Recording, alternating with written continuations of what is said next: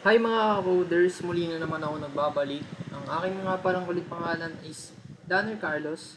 At ang video na to gagawa tayo ng isang simpleng Python program or meron na akong dito nakahanda na pre-program kasi nagawa na din naman namin to sa laboratory activity namin during our class. So, okay, simple lang naman ang goal ng program natin.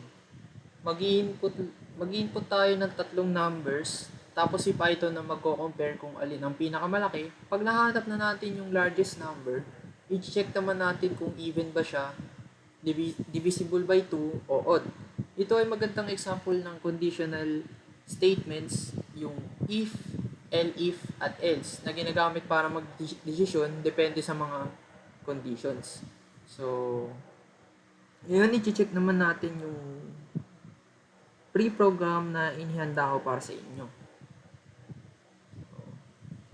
Yan. Yung unang tatlong input para sa numbers, ginamit natin yung int na data type para gawing integer ang input na ilalagay ni user.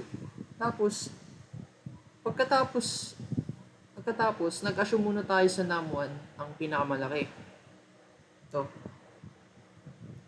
Dito, largest is equals to num1. Then yung num2 natin mas malaki kaysa dun sa ating largest na num1, papalitan natin yung value. Same din dun sa num3. So, pagkatapos, gamit ang modulus na percentage, no? Or modulus operator, chine-check natin kung divisible ba sa 2, kung largest modulus 2 is equal to 0. Ibig sabihin even, otherwise is odd.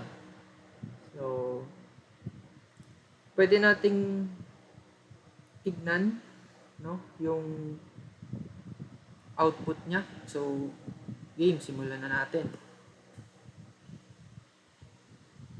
So, enter first number. So, sabi natin 8, 3, then 5. So, largest number natin is 8 and it is even, no? So, magpapakita pa ako sa inyo ng isa pang example ng output.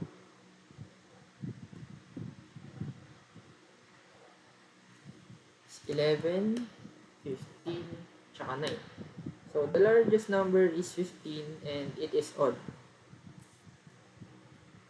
At yun mga coders, simple pero useful naman to na nakagawa tayo ng program na marunong maghanap ng pinakamalaking number at sabay nagsasabi kung even or odd ito.